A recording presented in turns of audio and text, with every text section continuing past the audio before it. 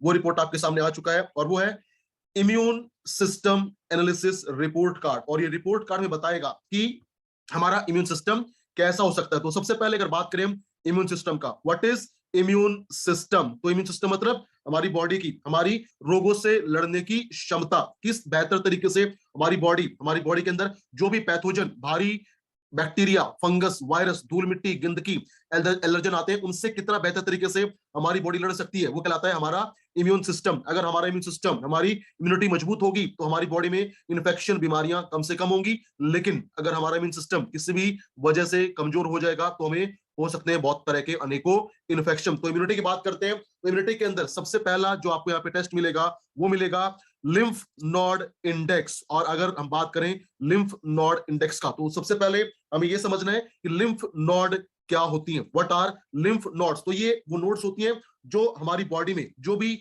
Damage या dead cells हैं उनको ये बाहर निकालने में हेल्प करती हैं। और बाहर निकालती है हमारी बॉडी से जो भी होती है कैंसर सेल, यानी हमारी बॉडी के अंदर जो भी सेल खराब हो रही है, जो भी सेल डैमेज हो रही है या जो भी कैंसर सेल बन रही है, उनको बाहर निकालता है लिम्फ नोड। तो अगर लिम्फ नोड का जो इंडेक्स है अगर वो कम हो जाएगा तो क्या होगा, उससे हमारी बॉडी में डेड सेल्स की मात्रा बढ़ेगी, कैंसर सेल की मात्रा बढ़ेगी और कैंसर प्रॉब्लम हमें हो सकता है। प्लस होगा लो इम्यून सिस्टम, क्योंकि ये क्या करता है डिटॉक्सिफिकेशन, जो भी गंदगी उसको बाहर निकालने में हेल्प करेगा। लेकिन अगर लिम्फ नोड कम होगा तो होगा लो डिटॉक्सिफिकेशन, गंदगी बॉडी में ज्यादा रहेगी, ज्यादा डेड सेल रहेंगी, उससे होगा हमारा हेल्थ के ऊपर बुरा प्रभाव। लेकिन अगर लिम्फ नोड इंडेक्स बहुत ज्यादा बढ़ जाता है और हमेशा बढ़ा रहता है तो ये एक इंडिकेशन हो सकता है कि शायद हो कैंसर का प्रॉब्लम। इसलिए जब कैंसर होता है तो जांच होता है या तो ईएसआर का या लिम्फ नोड का। अगर लिम्फ नोड की मात्रा बहुत ज्यादा बढ़ी रहती है, that might be a symptom of cancer problem. लेकिन अगर डाउन होगा तो भी होगा हमारा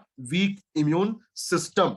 और अगर हम बात करें सेकंड टेस्ट का जो यहाँ पे मिलता है वो है टॉन्सिल इम्यून सिस्टम। और टॉन्सिल होते हैं हमारे गले में और ये होता है एक बहुत important part of our immune system. क्यों? क्योंकि हमारी बॉडी में जो भी भारी पार्टिकल्स आएगा सबसे पहले उसका मुकाबला होगा हमारी स्किन से, उसके बाद उसका मुकाबला होता है हमारे टॉन्सिल से। तो जैसे ही कोई पार्टिकल हमारे मुंह के जरिए या नाकों के माध्यम से पहुंचता है हमारे गले में, टॉन्सिल्स में, तो वहां पे होता है उसका मुकाबला। और टॉन्सिल्स होते हैं very rich in WBC। Tonsils के अंदर होते हैं बहुत ज्यादा मात्रा में व्हाइट ब्लड कॉर्पसल्स, जो होते हैं हमारी बॉडी के फौजी, जो लड़ते हैं हर भारी पार्टिकल से। तो अगर किसी का टॉन्सिल इम्यून इंडेक्स डाउन होगा, कम होगा, तो उससे क्या होगा, उसका इम्यून सिस्टम पूरा प्रभावित हो सकता है, होगा उसका लो इम्यूनिटी, उसको बार बार गले में इन्फेक्शन, गले में प्रॉब्लम, खराश, खांसी का प्रॉब्लम हो सकता है। लेकिन जब भी हमारी बॉडी में कोई भारी पार्टिकल पैथोजन घुसता है तो उसका मुकाबला टॉन्सिल से होता है। तो जब टॉन्सिल और पैथोजन मिलते हैं तो होता है हमारा इम्यून सिस्टम एक्टिवेट, और उससे क्या होता है,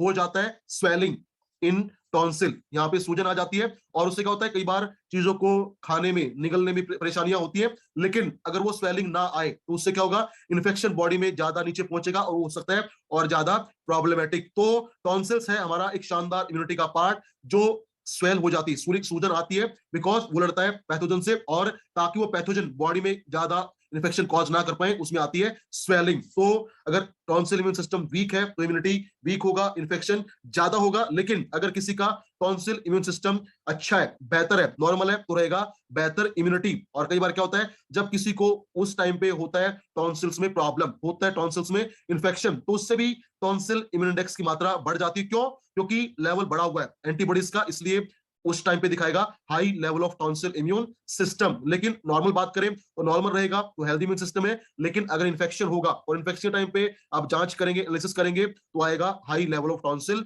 इम्यून सिस्टम। तीसरा यहाँ पे जो टेस्ट है वो है बोन मैरो इंडेक्स। और अगर हम बात करें बोन मैरो का, तो बोन मैरो क्या है? बोन मैरो सबसे पहले बात करते हैं होता कहां पे।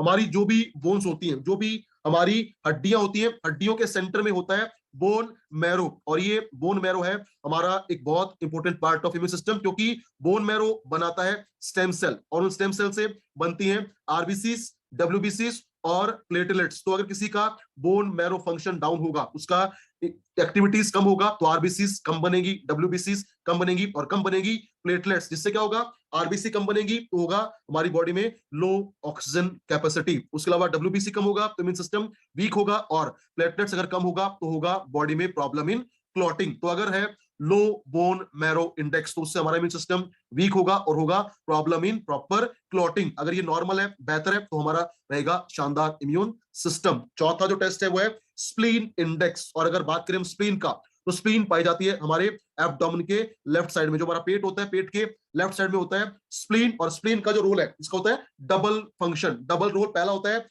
प्रोडक्शन ऑफ आरबीसी, ये आरबीसी को बनाने में हेल्प करती है। उसके अलावा ये होता है इम्यूनिटी के लिए बहुत ही इंपॉर्टेंट। तो सबसे पहले अगर बात करें आरबीसी का, स्प्लीन क्या करता है आरबीसी के लिए, सबसे पहले ये आरबीसीज को ब्रेक डाउन करने में हेल्प करेगा। यानी जो आरबीसीज पुरानी हो गई हैं उनको तोड़ेगा और तोड़ के आयरन को अब्सॉर्ब करेगा, ब्लड को रिजर्व करेगा और बनाएगा नई आरबीसीज। यानी अगर स्प्लीन इंडेक्स कम होगा तो आरबीसी फॉर्मेशन में प्रॉब्लम आएगा, एचबी लेवल डाउन रहेगा और होगा बॉडी में बहुत सारा कमजोरियां। उसके अलावा आरबीसी क्या करता है, ये स्प्लीन क्या करता है, स्प्लीन बनाता है हमारी इम्यूनिटी को और बेहतर और मजबूत, क्योंकि स्प्लीन में बनती है एंटी बॉडीज। जो भी पैथोजन हमारी बॉडी में आता है उसकी सरफेस पे होते हैं कुछ स्पेसिफिक प्रोटीन जो कहलाते हैं एंटीजन, और उन एंटीजन के अगेंस्ट हमारा इम्यून सिस्टम बनाता है एंटी बॉडीज। और वो क्या करती है, उस पर अटैक करती है और उसको कर देती है न्यूट्रलाइज, ताकि इंफेक्शन ना फैले। तो स्प्लीन हेल्प करेगा in the formation of anti bodies. तो स्प्लीन इंडेक्स अगर कम होगा तो आरबीसीज में प्रॉब्लम आएगा और होगा लो इम्यून सिस्टम। अगर ये बेहतर होगा, अच्छा होगा, तो मतलब हमारी आरबीसी का हेल्थ अच्छा रहेगा, उसके साथ साथ होगा हमारा शानदार इम्यून सिस्टम। नेक्स्ट जो यहाँ पे टेस्ट है वो है थाइमस इंडेक्स। और अगर बात करें थाइमस का, थाइमस है अगेन एक बहुत integral part of our immune system. ये बनाता है T cell, thymus derived cell, जो बहुत इंपॉर्टेंट होती है हमारे इम्यूनिटी के लिए। अगर थाइमस सिक्रेशन कम होगा, इंडेक्स कम होगा, तो बनेगी लो इम्यून सेल, उससे होगा हमारा कमजोर इम्यून सिस्टम। अगर ये ज्यादा होगा तो होगी बेहतर इम्यूनिटी। नेक्स्ट है इम्यूनोग्लोबुलिन। और इम्यूनोग्लोबुलिन की बात करें तो ये इसका जो दूसरा नाम होता है, कॉमन नेम, वो होता है एंटीबॉडीज। ये बताता है कि हमारी बॉडी में लेवल ऑफ एंटीबॉडीज कैसा हो सकता है। अगर हमारी बॉडी में एंटीबॉडीज कम होंगी तो क्या होगा, कोई भी इंफेक्शन हमें होगा तो उससे लड़ने में, ठीक करने में हमें लगेगा ज्यादा टाइम और इंफेक्शन ज्यादा हो सकता है। लेकिन अगर लेवल ऑफ एंटीबॉडीज ज्यादा है, बेहतर है, तो हमारी बॉडी में इंफेक्शन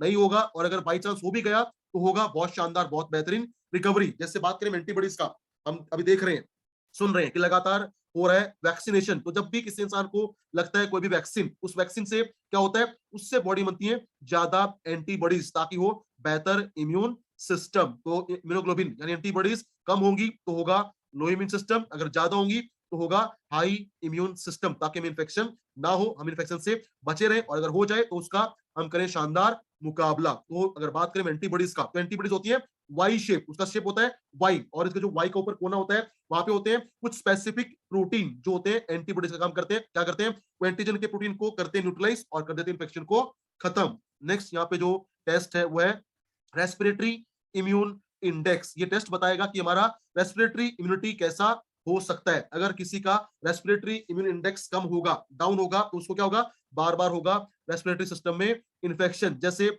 गले में प्रॉब्लम, नाकों में प्रॉब्लम, या सर्दी जुकाम, सांस लेने में समस्याएं, ब्रोंकाइटिस, ये सब होगा अगर होगा लो रेस्पिरेटरी इम्यून इंडेक्स। अगर ये ज्यादा होगा, बेहतर होगा, तो हमारा जो भी रेस्पिरेटरी हेल्थ है वो अच्छा रहेगा, हमें बार बार कॉमन कफ कोल्ड फीवर नहीं होगा और हमारे लंग्स रहेंगे बिल्कुल हेल्दी। नेक्स्ट जो टेस्ट है वो है गैस्ट्रो इंटेस्टिनल इम्यून इंडेक्स, यानी हमारे पेट का और आंतों का इम्यूनिटी कैसा होगा। और अगर आपको याद हो, डे 2 हमने डिस्कस किया था कि हमारा पेट जो होता है उसमें जो होती है बड़ी आंतें, उसमें होता है probiotic healthy bacteria which are responsible for our better immune system. तो अगर किसी के बड़ी आंतों के अंदर हेल्दी बैक्टीरिया कम होंगे, प्रोबायोटिक्स कम होंगे, तो होगा कमजोर पेट का, आंतों का इम्यूनिटी। उससे क्या होगा, बार बार पेट में, आंतों में इन्फेक्शन होगा और होंगी बहुत सारी परेशानियां। तो अगर ये फंक्शन डाउन है तो हो सकता है बार बार पेट में, आंतों में इन्फेक्शन या लिवर में इन्फेक्शन। अगर ये बेहतर है, ज्यादा है, अच्छा है, तो हमारा पेट, हमारी आंतें, हमारा लिवर रहेगा हेल्दी, उसमें इन्फेक्शन के चांसेस होंगे बहुत ही कम। और लास्ट में जो है टेस्ट वो है म्यूकोसा इम्यून इंडेक्स, यानी हमारी बॉडी के अंदर म्यूकस का इम्यून इंडेक्स कैसा है। अगर बात करें म्यूकस का, तो म्यूकस एक वो शानदार सिस्टम हमारी बॉडी का जो बचाता है हमें फर्दर इन्फेक्शन से। जैसे किसी को होती है खांसी, सर्दी, जुकाम, बुखार, तो उसको आता है ज्यादा बलगम। बलगम मतलब म्यूकस। वो क्यों आता है, क्योंकि म्यूकस क्या करता है, जो भी हमारी बॉडी में हुआ है इन्फेक्शन, उसमें जो बैक्टीरियाज है, जो वायरस है, उनको करता है एंगल्फ उनको पकड़ लेता है और पकड़ के निकालता है बॉडी से बाहर। तो किसी का म्यूकोसा इम्यून इंडेक्स अगर कमजोर होगा तो उसको होगा बॉडी में ज्यादा इन्फेक्शन। अगर ये बेहतर होगा, अच्छा होगा, तो होगा शानदार रिकवरी और जल्दी हमारा इम्यून सिस्टम उसको कंट्रोल कर लेगा। तो ये है all about immune system function analysis report card. और अब हम आगे बढ़ते हैं और नेक्स्ट रिपोर्ट जो हम डिस्कस करने वाले हैं आज वो है second I function analysis report card. और ये रिपोर्ट कार्ड में बताएगा कि हमारी आईज का, हमारी आंखों का फंक्शन कैसा हो सकता है। और आज के टाइम पे because of pollution, because of बहुत सारे फैक्टर क्या होता है, होते हैं बहुत सारे आईज में प्रॉब्लम। तो अगर हम बात करें आई फंक्शंस का, तो सबसे पहला यहाँ पे जो हमें टेस्ट मिलता है वो मिलता है ऑब्रिक्युलरिस मसल हाइपरट्रॉफी। मसल्स मतलब मसल्स, हाइपर मतलब ज्यादा, ट्रॉफी मतलब एक्टिविटी। यानी अगर हम बात करें आंखों का, जब आंखों के अंदर जो मसल्स होती है उसका हो जाए ओवर डिपेंडेंट, जो हमारी आईलिड्स होती हैं, जो पलक होती है, उनको झपकाने में अगर मसल्स को ज्यादा प्रेशर लगाना पड़े, ज्यादा काम करना पड़े, वो कहलाता है ऑब्रिक्युलरिस मसल हाइपरट्रॉफी। इसमें क्या होता है, जो भी हमारी आंखों के आसपास मसल्स होती है उनका जो एक्टिविटीज है, एक्शन है या फंक्शन है, वो बढ़ जाता है और उसको बोलते हैं over dependent of muscle to close the eyelid. Eyelid को बंद करने के लिए मसल को करना पड़ेगा ज्यादा काम। और अगर बात करें हम सप्लीमेंट्स का, तो ऐसा कोई सप्लीमेंट नहीं है जो इसको कंट्रोल कर सके। इसका एक ही समाधान है और वो है बटॉक्स इंजेक्शन। दूसरा जो टेस्ट है आईज में वो है कोलेजन रिंकल आई। यानी ये क्या इंडिकेट करेगा कि अगर हमारे आंखों के आसपास जो आई रीजन है, इस रीजन में अगर होगा कम रिंकल्स, कम कोलेजन की मात्रा, तो क्या होगा, बढ़ेंगे रिंकल्स। तो कोलेजन की कमी से जब हो जाते हैं रिंकल्स अराउंड आई, वो कहलाता है कोलेजन रिंकल्स आई। तो इससे क्या होगा, आंखों के आसपास होगा फाइन लाइनिंग, झुर्रियां ज्यादा पड़ेंगी, वो कहलाएगा कोलेजन रिंकल आई। जितना ये कम होगा उतना बेहतर हमारा आईज का हेल्थ, आईज का शेप अच्छा रहेगा। अगर ये ज्यादा होगा, बड़ा हुआ आएगा, तो हो सकता है आपको ज्यादा आईज में रिंकल्स का प्रॉब्लम। अगर आप चाहते हैं कि आपके आंखों के आसपास जो रिंकल्स होते हैं वो ना हो, आपका आईज शानदार है, तो उसके लिए आप यूज कीजिए आंवला कैप्सूल, जो जिससे मिलता है आपको विटामिन सी का टैबलेट। उसके अलावा ट्रिपल स्टेम सेल एक शानदार सप्लीमेंट है जो कोलेजन को बनाने में हेल्प करेगा और रिड्यूस करेगा रिंकल्स को। उसके अलावा आप दे सकते हैं ग्लूकोसामाइन प्लस और हिमालयन बेरी जूस, ताकि हो कम रिंकल्स अराउंड द आईज। तीसरा जो टेस्ट है वो है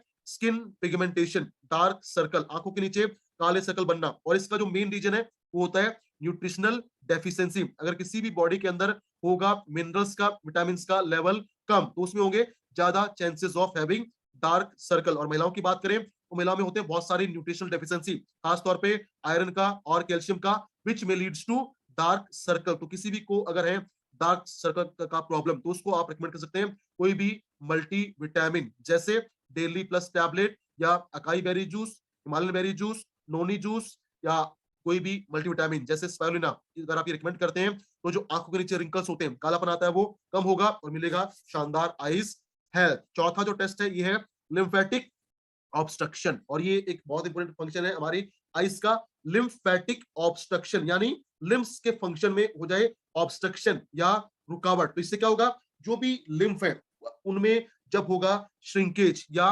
ब्लॉकेज, तो उसका जो फंक्शन है वो प्रभावित होगा। और जब भी आंखों के आसपास, आंखों के अंदर लिम्फ में होता है ब्लॉकेज, लिम्फ वेसल टूट जाते हैं या सिकुड़ जाते हैं, तो आपने देखा कई बार कि आंखों के अंदर कई बार में दिखता है लाल लाल कलर की अलग अलग धारियां, अलग अलग लाइनें, वो है लिम्फेटिक ऑब्स्ट्रक्शन। यानी जो हमारा आईज रीजन है, आईज के अंदर अगर लिम्फ वेसल्स में ब्लॉकेज होगा, ब्लॉकेज होगा, वो टूटेंगी, तो उससे होगा लिम्फेटिक ऑब्स्ट्रक्शन। तो उससे क्या हो सकता है, आंखों में इन्फेक्शन हो जाते हैं और आंखों का जो फंक्शन है वो भी प्रभावित हो जाता है। तो अगर हम बात करें लिम्फेटिक ऑब्स्ट्रक्शन का मतलब क्या, जब भी होगा लिम्फ के अंदर ब्लॉकेज, वो लिम्फ टूटेंगी, वेसल्स टूटेंगी, तो उससे आएगा उसके नॉर्मल फ्लश आउट में, बाहर निकलने में ऑब्स्ट्रक्शन, रुकावट। उससे क्या होगा, हमारी आंखों के अंदर दिखेंगे हमें लाल लाल लाइनें, लाल लाल सिम्टम, वो कहलाता है लिम्फेटिक ऑब्स्ट्रक्शन। तो जितना ज्यादा ये होगा, उससे उतना ज्यादा होगा हमारी आंखों को नुकसान, उसका फंक्शन प्रभावित हो सकता है। नेक्स्ट जो टेस्ट है वो है रिलैक्सेशन अंडर द वर्टिकल। यानी वर्टिकल पोजीशन में, वर्टिकली देखने में अगर किसी को आता है प्रॉब्लम, तो वो एक सिम्टम है रिलैक्सेशन अंडर द वर्टिकल। उसमें क्या होता है, जो होता है हमारा रेटिना, उस रेटिना का जो फंक्शन है अगर वो वर्टिकली हो जाता है, उसमें कोई प्रॉब्लम इशू, तो उससे होता है रिलैक्सेशन अंडर द वर्टिकल। इसमें क्या होता है, ब्लरी विजन, आंखों में आता है धुंधलापन, और खास तौर पे जब हम देखते हैं वर्टिकली, तो उसमें आते हैं इम्प्रॉपर शेप। तो इससे क्या इंडिकेट करता है कि हमारा जो आईज का विजन है उसमें प्रॉब्लम हो सकता है। जितना ये ज्यादा होगा उतना प्रॉब्लम हो सकता है हमारे विजन में, जितना कम होगा उतना होगा नॉर्मल आईज का विजन।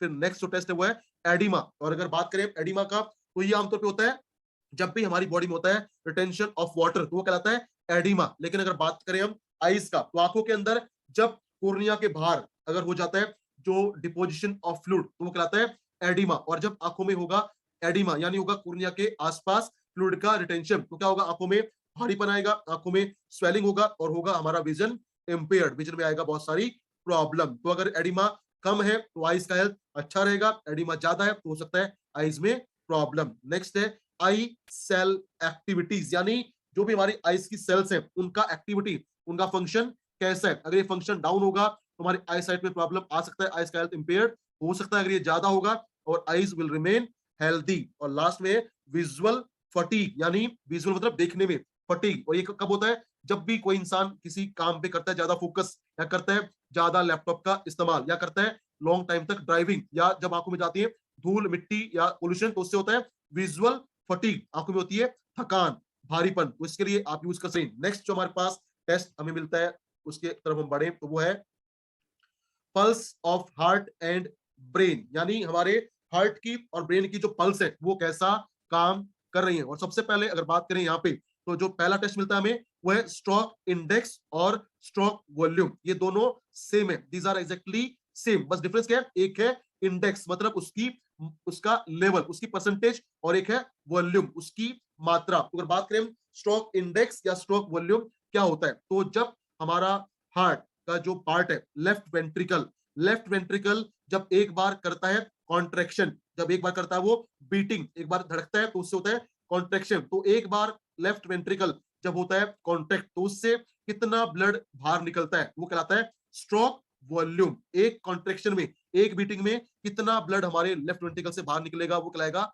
Stroke volume. और अगर स्ट्रोक वॉल्यूम कम है तो इससे होगा लो बीपी का प्रॉब्लम। अगर स्ट्रोक वॉल्यूम ज्यादा है तो हो सकता है हाई बीपी का प्रॉब्लम। तो बहुत सिंपल सा फैक्ट है, stroke volume normal, BP normal, stroke volume कम, बीपी कम, स्ट्रोक वॉल्यूम ज्यादा हो सकता है बीपी ज्यादा। नेक्स्ट जो टेस्ट है वो है हार्ट पेरिफेरल रेजिस्टेंस, और उसको बोलते हैं HPR, हार्ट पेरिफेरल रेजिस्टेंस, यानी हमारे हार्ट में की पेरिफेरी में, आउटर रीजन्स में अगर ब्लड के फ्लो में आएगा रेजिस्टेंस, रुकावट, तो ये क्या करेगा, ये इंडिकेट करेगा कि हमें हो सकता है हार्ट प्रॉब्लम। और जिसका भी होता है हाई हार्ट पेरिफेरल रेजिस्टेंस उसमें होता है हाई बीपी का प्रॉब्लम। तो अगर किसी का हार्ट पेरिफेरल रेजिस्टेंस ज्यादा आता है तो इंडिकेट करेगा कि हो सकता है हाई बीपी का प्रॉब्लम, प्लस हो सकता है हार्ट में हो कम ब्लड का फ्लो, तो हो सकता है उसे प्रॉब्लम ऑफ स्ट्रोक या प्रॉब्लम ऑफ हार्ट अटैक भी हो सकता है। लेकिन पहला सिम्टम आएगा हाई बीपी अगर है,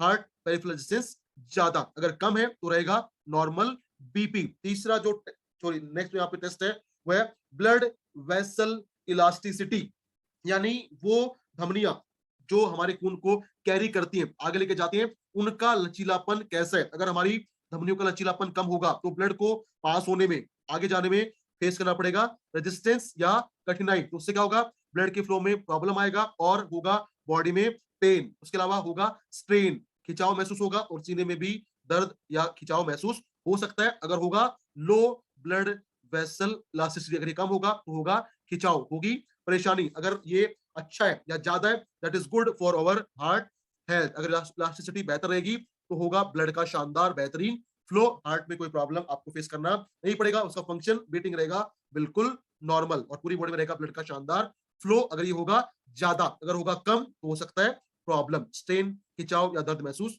हो सकता है। और आगे के जो 3 टेस्ट है वो एक ही है लेकिन नाम अलग अलग है। देखिए क्या है, सेरिबो वेस्कुलर ब्लड ऑक्सीजन सैचुरेशन। और अगर बात करें वर्ड्स का तो पहला वर्ड है सेरिबो, मतलब जुड़ा है हमारे ब्रेन से, वेस्कुलर मतलब हमारी धमनियां, ब्लड खून, ऑक्सीजन सैचुरेशन यानी हमारे दिमाग में जो धमनियां खून लेके जाती हैं उनके अंदर ऑक्सीजन की सैचुरेशन, ऑक्सीजन की संतृप्ति मात्रा कितनी है। और अगर बात करें ऑक्सीजन सैचुरेशन का तो ये बहुत बड़ा पैरामीटर है जो डिफाइन करता है हमारी हार्ट की हेल्थ को। तो अगर बात करें व्हाट इज ऑक्सीजन सैचुरेशन, तो समझिए बहुत सिंपल है, हमारे ब्लड में होता है हीमोग्लोबिन, और ये क्या है, जितना हीमोग्लोबिन कैरी करता है ऑक्सीजन की मात्रा को, अगर उसको हम डिवाइड करें उस हीमोग्लोबिन से जो कैरी नहीं करता ऑक्सीजन को, तो वो कहलाता है हमारा ऑक्सीजन सैचुरेशन। मतलब the amount of haemoglobin carrying oxygen divide by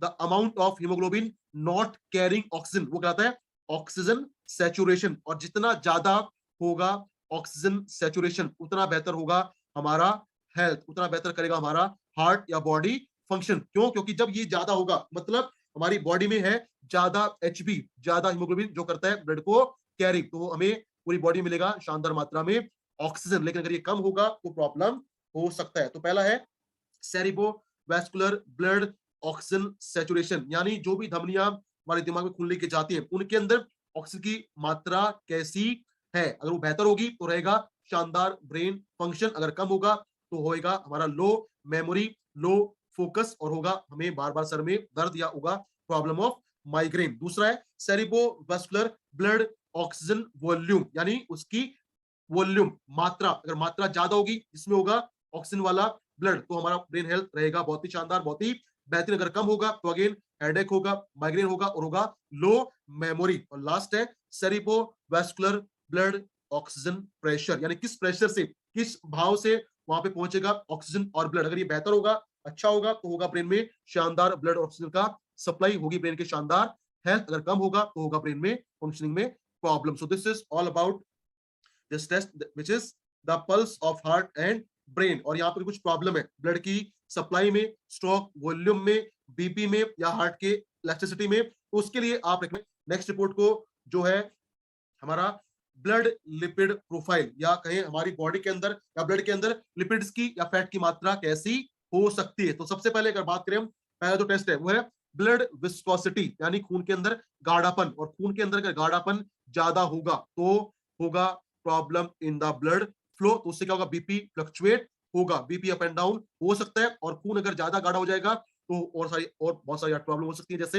हो सकता है ब्लॉकेज, हो सकता है हार्ट का प्रॉब्लम। अगर ब्लड में विस्कोसिटी कम है, गाढ़ापन कम है, that is good for our heart health. उससे क्या होगा, अगर खून में गाढ़ापन कम है तो ब्लड का फ्लो नॉर्मल रहेगा, हेल्दी रहेगा, और हमारा हार्ट का फंक्शन भी रहेगा बिल्कुल हेल्दी। तीसरा दूसरा जो यहाँ पे टेस्ट है वो है टोटल कोलेस्ट्रॉल। और ये टोटल मतलब टोटल, जिसमें आता है तीन चीजें, एचडीएल, एलडीएल और ट्राइग्लिसराइड, तीनों को मिला के बनता है टोटल कोलेस्ट्रॉल। तो अगर बॉडी में हमारे ब्लड में होगा टोटल कोलेस्ट्रॉल का लेवल हाई, तो इससे हो सकता है हमें प्रॉब्लम, बीपी प्रॉब्लम हो सकता है, प्लेक फॉर्मेशन हो सकता है, और हो सकता है प्रॉब्लम ऑफ ब्लॉकेज, जिससे हमारी बॉडी फंक्शन काम करना बंद कर सकते हैं। तो अगर टोटल कोलेस्ट्रॉल हाई है that is a problematic sign, अगर कम है means our heart health will be healthy. फिर जो नेक्स्ट टेस्ट है वो है ट्राइग्लिसराइड, यानी हमारे ब्लड के अंदर कितना लेवल है ट्राइग्लिसराइड का।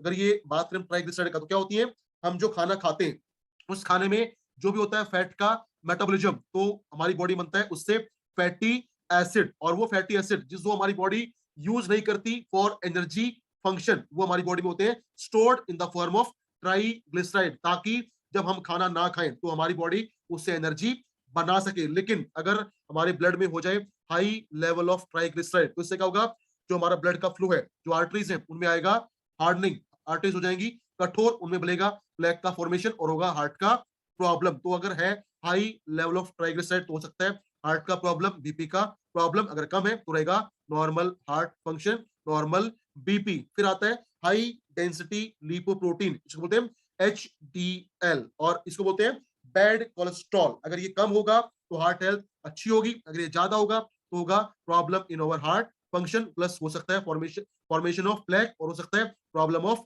बीपी।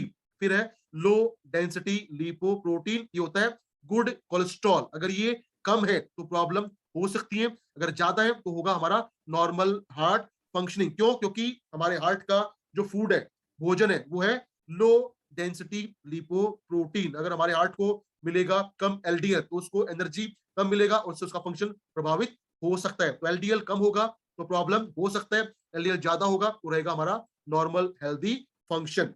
नेक्स्ट जो टेस्ट हुआ है न्यूट्रल फैट, यानी हमारी बॉडी में जब फैट का होता है मेटाबॉलिज्म तो उससे जो फैट बचती है और वो फैट जाके, अगर बात करें हम थाइज रीजन में या हमारे हिप्स में एक्यूमुलेट हो जाता है तो वो कहलाता है न्यूट्रल फैट। तो इससे क्या होता है, इससे हमारी बॉडी को मिलता है इंसुलेशन, मिलता है टेम्परेचर से लड़ने की क्षमता। लेकिन अगर ये न्यूट्रल फैट बॉडी में बढ़ जाए तो इससे भी हो सकता है हार्ट प्रॉब्लम फेस करना पड़ सकता है। और लास्ट में आता है that is the most important function, और वो है सर्कुलेटरी इम्यून कॉम्प्लेक्स। इसको बोलते हैं CIC, सर्कुलेटिंग इम्यून कॉम्प्लेक्स। और ये क्या है समझिए, जब भी हमारी बॉडी में होता है कोई भी इंफेक्शन तो उससे लड़ने के लिए बॉडी बनाती है एंटीबॉडीज, क्योंकि जो भी होते हैं पैथोजन उनमें होते हैं एंटीजन और हमारे इम्यून सिस्टम में होते हैं एंटीबॉडीज। तो जब एंटीजन एंटीबॉडीज मिलते हैं तो उससे क्या होता है, इन्फेक्शन कंट्रोल हो जाता है, इन्फेक्शन खत्म हो जाता है। लेकिन अगर हमारे ब्लड के अंदर हो, सिस्टम में, सर्कुलेटरी सिस्टम में हो ज्यादा इम्यून कॉम्प्लेक्स, इम्यून कॉम्प्लेक्स मतलब the complex of antigen and antibodies, तो ये इंडिकेट करता है कि हो सकता है प्रॉब्लम ऑफ ब्लड इन्फेक्शन। जिसको होगा ब्लड इन्फेक्शन उसको होगा high level of circulating immune complex. अगर ये कम है मतलब हमारे ब्लड में इन्फेक्शन नहीं होगा। उसके अलावा अगर किसी के ब्लड में होता है high level of circulating immune complex तो इंडिकेट करता है कि उसको हो सकता है कैंसर का भी प्रॉब्लम, और खासकर हो सकता है ब्लड कैंसर का इशू अगर इसका लेवल हो बहुत ही ज्यादा। लेकिन अगर वैसे ज्यादा है तो इंडिकेट करेगा कि ब्लड में हो सकता है कोई भी इन्फेक्शन, अगर कम है तो होगा नॉर्मल ब्लड का हेल्थ। तो this is all about our blood lipid. तो अगर